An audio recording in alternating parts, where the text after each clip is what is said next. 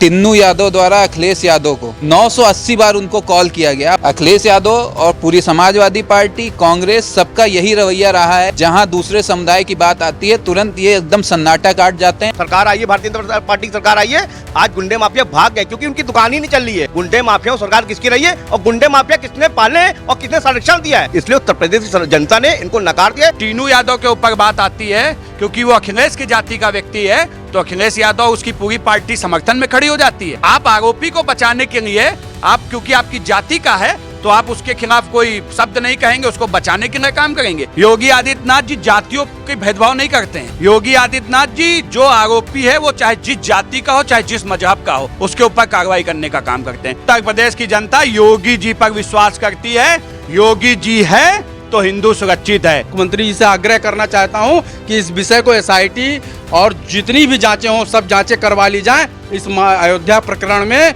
कहीं ना कहीं अखिलेश यादव की संलिप्तता है। अखिलेश यादव को पता चला, इसके मतलब चोर कहीं ना कहीं समाजवादी पार्टी से जुड़ा हुआ था और अखिलेश यादव की इसमें मिली भगत है। सर क्या कहना चाहेंगे कि जिस तरह से अखिलेश यादव चंदा चोरी का आरोप लगाए हैं, सबसे पहले सवाल उठ रहा है कि अखिलेश यादव को पता कैसे चला? आपको क्या लगता है कि किस बात का ये प्रमाण देकर के खुलासा इन्होंने? अब जो जांच आगे बढ़ी है उसमें ये भी निकल के सामने आ रहा है कि टिन्नू यादव द्वारा अखिलेश यादव को 980 बार उनको कॉल किया गया अब तक, और अभी जब चंदा चोरी वाला विषय खुला तब से अब तक 15 कॉल अखिलेश यादव को की जा चुकी हैं टिन्नू यादव द्वारा।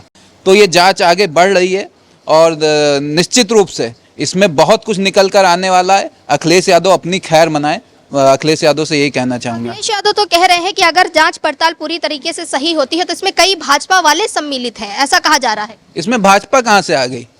इसमें एक कमेटी बनाई गई थी, उस पर जांच हो रही है। वो भी अभी दोषी नहीं साबित हुए हैं, वो जांच चल रही है। दोष साबित होना और जांच चलना दोनों अलग अलग विषय हैं। जब तक दोष साबित नहीं हो जाता, और सबसे बड़ी बात कि अगर कोई दोषी है भी तो उन दोषियों पे कार्रवाई होनी चाहिए, उनके ऊपर जो आरोप लगने चाहिए वो लगने चाहिए, ना कि पूरी मंदिर की व्यवस्था और मंदिर की गरिमा पर कोई सवाल उठना चाहिए। मंदिर हमारा आस्था का केंद्र है और सदैव रहेगा। 500 सालों की तपस्या के बाद यह मंदिर राम जी का तैयार हुआ है। इसकी आस्था पर किसी को किसी प्रकार का सवाल नहीं उठाना चाहिए। इससे हम सभी सनातनियों को बचना चाहिए। सवाल ये भी उठता है कि अखिलेश यादव जो है, जो चंदा चोरी का आरोप राम मंदिर पे लगा रहे हैं, वहीं बहराइच हो, गोंडा हो, ऐसी कई जगह दरगाह पाई गई है जहां पर भी करोड़ों की चोरी हुई है। उस पर अखिलेश यादव क्यों नहीं सवाल उठा रहे? उस पर चुप्पी साध जाते हैं, उस पे इस तरह से सन्नाटा काट जाते हैं जैसे इनके पिताजी का कोई विषय हो। अखिलेश यादव और पूरी समाजवादी पार्टी, कांग्रेस, सबका यही रवैया रहा है। जहां दूसरे समुदाय की बात आती है तुरंत ये एकदम सन्नाटा काट जाते हैं, और जहां सनातन धर्म को बदनाम करने का विषय होता है, सनातन धर्म पे आरोप लगाने का विषय होता है, ये सीना चौड़ा करके सामने आते हैं और सनातन को बदनाम करने का भरसक प्रयास करते हैं। तो कहते हैं वो खुद सनातनी है, तो वो सनातन को क्यों बदनाम करेंगे? वो कहते हैं वो यदुवंशी है। यही अखिलेश यादव भारतीय जनता पार्टी की सरकार बनने से पहले घर में अगर गलती से कहीं पूजा कर भी लेते होंगे तो टीका पोंछ के निकलते थे अखिलेश यादव, कि बाहर कोई हमारा मुस्लिम भाई उनका कोई देख ना ले कि इन्होंने पूजा कर ली है गलती से। अखिलेश यादव के पूर्व के बयान आप उठा के देख लीजिए, भगवान के आस्था के नाम पर किस तरह से उन्होंने भगवान का मजाक उड़ाया, आस्था का, हिंदू सनातनियों की आस्था का मजाक उड़ाया। निश्चित तौर से जब आज जनता जाग उठी है, सनातनी जाग उठा है, तब उन्हें सनातन याद आ रहा है और यदुवंश याद आ रहा है। नहीं, अभी कुछ लोग कह रहे हैं कि 27 का चुनाव है इसलिए अखिलेश यादव को भगवान याद आ रहे हैं। 27 के चुनाव में 27 सीटें भी इनको नहीं आने वाली, क्योंकि भगवान को भी पता है कि ये किस प्रकार के व्यक्ति हैं। सिर्फ और सिर्फ धर्म को बदनाम करने का काम इस व्यक्ति ने किया है, और ये कहीं गलती से पहली बात आना ही नहीं है। लेकिन चुनाव होने के बाद सिर्फ और सिर्फ इनका एक ही ध्यान रहता है, एक ही तरफ ध्यान रहता है, वो सिर्फ मुसलमान है। उसके आगे यादव भी नहीं है इनके लिए, यादव भी उसके आगे नहीं है। सिर्फ और सिर्फ इनको मुस्लिम वोट चाहिए, यादवों का भी कोई विशेष वोट उनको चाहिए नहीं। इन्होंने बता दिया सनातनी कौन है, और ये समाजवादी के नेता लोग जो अखिलेश यादव जी है ना, इनको आज याद आ रहा है कि सनातनी कौन है। ये खुद भी हिंदू हैं, आज पूजा पाठ करें। ये किसकी देन है? ये भारतीय जनता पार्टी की देन है, क्योंकि इन्होंने आज मुद्दा उठाया राम मंदिर में जो गड़बड़ी हुई, और इनके बैठे कौन लोग थे? 3 व्यक्ति जो यादव परिवार से आते हैं, वो खुद बैठे हुए थे, और जो भगवान राम का सर्टिफिकेट मांगते थे, जो भगवान राम पे प्रश्न चिन्ह उठाते कि भगवान राम थे कि काल्पनिक थे।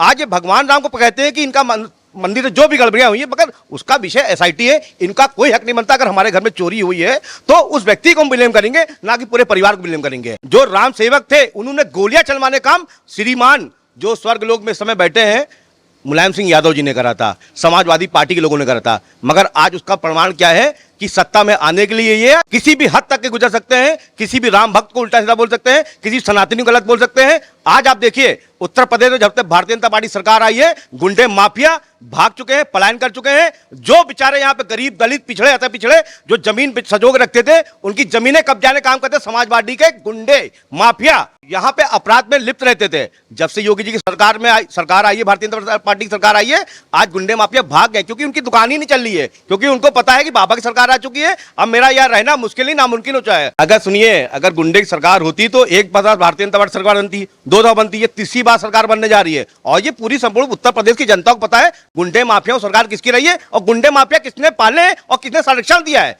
ये सब गुंडे माफिया थे, गुंडे माफिया रहेंगे। इसलिए उत्तर प्रदेश की जनता ने इनको नकार दिया और 2000 पुनः तीसरी बार आपको बता दें, श्रीमान हमारे जो योगी आदित्यनाथ जी उनके नेतृत्व में फिर से उत्तर प्रदेश में योगी जी की सरकार बनेगी, भारतीय जनता पार्टी सरकार बनेगी। और ये सब इसी तरह नाग रगड़ते रहेंगे। आप ये जदवंशी होकर के कभी मथुरा गए, जो सही है वो सही है, जो गलत है उसका बिल्कुल बहिष्कार होगा। हम उसका घर पे बिल्डोजर चलाएंगे, योगी जी उसके घर पे इनकाउंटर में कराएंगे, क्योंकि आप जाखी रही भावना जैसी प्रमुदा की तैसी, आप जैसा कर्म करेंगे आपको ऐसा फल मिलेगा। कहते हैं कि जो जिस भाषा में समझेगा उस भाषा में। उत्तर प्रदेश बदल चुका है, 2027 में पुनः भारतीय जनता पार्टी सरकार बनने जा रही है। अगर प्रदेश की जनता से कोई भी अपराधी जिस भाषा में बात करेगा उसी भाषा में प्रदेश का मुखिया श्री आदित्यनाथ जी उसकी भाषा में जवाब देंगे। टीनू यादव, मैं ब्राह्मण समाज से आता हूं, उसमें कई जो जिनके ऊपर आरोप लगे वो ब्राह्मण समाज से आते हैं, लेकिन क्या किसी ब्राह्मण समाज के व्यक्ति ने खड़े होकर विरोध किया कि वो ब्राह्मण समाज है इसलिए उसको फंसाया जा रहा है? उस एसआईटी ने जांच में पाया है, उसको दोषी माना है, उसके खिलाफ कार्रवाई की है। हम ब्राह्मण समाज उसका समर्थन करते हैं। लेकिन जब टीनू यादव के ऊपर बात आती है, क्योंकि वो अखिलेश की जाति का व्यक्ति है, तो अखिलेश यादव उसकी पूरी पार्टी समर्थन में खड़ी हो जाती है। आप आरोपी को बचाने के लिए, आप क्योंकि आपकी जाति का है तो आप उसके खिलाफ कोई शब्द नहीं कहेंगे, उसको बचाने के लिए काम करेंगे। ये उत्तर प्रदेश की जनता देख रही है, ये पहली बार नहीं है। आपने देखा कि उत्तर प्रदेश के अंदर जब ये सत्ता में रहो या विपक्ष में रहो, जब जब इनकी स्वजाति के लोगों ने अराजकता की है, गुंडाई की है, तो उसके समर्थन में अखिलेश यादव उनकी पूरी पार्टी खड़ी हो जाती है। लेकिन जब एक दलित हो, एक पिछड़ा हो, ब्राह्मण समाज के लोग हो, तो आज ये लोग उनके विरोध में खड़े होते हैं। और ब्राह्मण समाज के लिए समाजवादी पार्टी के गुंडे कार्यकर्ता लगातार अपशब्द कहते हैं। कार्यकर्ता है या गुंडे? आपने कहा गुंडे और कार्यकर्ता। कार्यकर्ता देखिए, गुंडे भी हैं, कार्यकर्ता भी हैं। जो कुछ जैसे कुछ कार्यकर्ता ना, लेकिन कार्यकर्ता के भेद में कई गुंडे हैं समाजवादी पार्टी में। देखिए, आज हिंदुस्तान की जनता हम सबके लिए, ये जो चोरी का मुद्दा आया, हम सबके लिए दुख देने वाला था। लेकिन उत्तर प्रदेश में योगी आदित्यनाथ जी की सरकार है। उत्तर प्रदेश की जनता जानती है, देश की जनता जानती है कि योगी आदित्यनाथ एक ईमानदार मुख्यमंत्री हैं। योगी आदित्यनाथ जी जातियों के भेदभाव नहीं करते हैं। योगी आदित्यनाथ जी जो आरोपी है वो चाहे जिस जाति का हो, चाहे जिस मजहब का हो, उसके ऊपर कार्रवाई करने का काम करते हैं। हम सब योगी आदित्यनाथ जी को जानते हैं। उन्होंने एसआईटी गठित की, कई लोगों के ऊपर आरोप तय हो चुके हैं, कई लोग जेल के पीछे जा चुके हैं, कई लोगों के यहाँ से पैसा बरामद हो चुका है। उन लोगों को मजबूत कार्रवाई होगी उनके खिलाफ, ये उत्तर प्रदेश की जनता जानती है। लेकिन मैं कहना चाहता हूँ अखिलेश यादव जी, आप मुझे बताइए, अभी कई मस्जिदों में, कई मज़ारों में गबन आ रहा है पैसों का कि वहाँ की पैसे गायब हो गए। आपने वहाँ आपकी चुप्पी साध लेते हैं, क्यों? आपका दोहरा मापदंड क्यों है? उत्तर प्रदेश की जनता जानना चाहती है। अब हिंदू सनातन संस्कृति को बदनाम करने के लिए तो तरह तरह के हथकंडे अपना रहे हैं, लेकिन जब एक मुगले मौलवी के मजारों की बात आती है तो आप चुप्पी साध लेते हैं, क्योंकि वो आपका वोट बैंक से जुड़ा मुद्दा है। हिंदू आपको वोट नहीं देता है क्या, इसीलिए आप उसके समर्थन में नहीं खड़े होंगे? आपके लिए, सिर्फ आपके लिए एक धर्म के लोग ही महत्वपूर्ण है। ये उत्तर प्रदेश की जनता इनको 2027 में मुंह तोड़ जवाब देगी, क्योंकि बाबरी मस्जिद के जो लोग हैं उनके साथ बैठ के ये एक मीटिंग सेट की गई 2027 के लिए कि आप राम मंदिर को बदनाम कर दीजिए, पूरा मुसलमान समाज आपको वोट देगा। लेकिन ये हिंदुत्व की सरकार है, योगी जी की सरकार है। हम हिंदू अपनी आस्था के साथ खिलवाड़ नहीं होने। उत्तर प्रदेश की जनता योगी जी पर विश्वास करती है। योगी जी है तो हिंदू सुरक्षित है, योगी जी है तो हमारी बहन बेटियां सुरक्षित है, योगी जी है तो किसान खुशहाल है, योगी जी हैं तो तो युवाओं को रोजगार से जोड़ने के लिए लगातार काम किया जा रहा है, चाहे एमएसएमई के तहत हो, चाहे मुद्रा योजना के तहत हो, चाहे सरकारी नौकरी में बिना जाति के भेदभाव के, बिना जाति भेदभाव के सरकारी नौकरी देने का काम हो। आज योगी जी की सरकार हमारे सनातन संस्कृति की पहचान उत्तर प्रदेश के मुख्यमंत्री योगी आदित्यनाथ जी के लिए अगर अपशब्द कहेंगे तो वो बर्दाश्त के बाहर होगा, क्योंकि सुप्रीम कोर्ट आपको पूछ रहा है कि आपको प्रमाण दीजिए कि आप शंकराचार्य कैसे हैं। आप उनको तो नकली हिंदू बता रहे हैं, अपनी सच्चाई बताइए कि आप शंकराचार्य कैसे हैं। आप अपने शंकराचार्य होने का सबूत नहीं दे पा रहे हैं और योगी जी को सर्टिफिकेट बांट रहे हैं। देखिए शंकराचार्य जी, हिंदू आपको सुनता नहीं है। शंकराचार्य की जो है पूरी हिस्ट्री खुल के आ जाएगी, और जो ये समाजवादी पार्टी के जो ये मुखिया हैं अखिलेश यादव मुल्ला, इनकी भी पूरी हिस्ट्री खुल के आ जाएगी। उत्तर प्रदेश की जनता इनको उत्तर प्रदेश से जब खदेड़ेगी तो इनको जो है बैठने के लिए कोई जगह नहीं मिलेगी। सदन में बैठने का ये जो सपना देख रहे हैं, मुख्यमंत्री की कुर्सी पे जो है बैठने का सपना देख रहे हैं, 2027 में 27 सीट भी नहीं ला पाएंगे। कि आज उत्तर प्रदेश के अंदर कोई दंगा नहीं होगा। शंकराचार्य जी, आप कोई हाई कोर्ट नहीं है, कोई सुप्रीम कोर्ट नहीं है जो योगी आदित्यनाथ जी आपसे माफी मांगेंगे। आपका कोई अस्तित्व नहीं है। योगी आदित्यनाथ जी ने उत्तर प्रदेश को सुधारने का काम किया है। योगी आदित्यनाथ जी ने आज हमारी बहन बेटियों को सुरक्षा प्रदान करने का काम किया। आज योगी आदित्यनाथ जी ने विकास प्रदेश बनाने का काम किया, इंफ्रास्ट्रक्चर मजबूत करने का काम किया। आपने उस समय कहा था जब इसी अखिलेश यादव ने आपके लाठी बरसाने का काम किया थी, आपकी टांगे टूट जाती, आपकी हत्या हो जाती, लेकिन आज उस समय आपकी चुप्पी से थी। आप उस समय भाग खड़े हुए थे। आप इतने ही बड़े संत थे तो वहां ठहर जाते।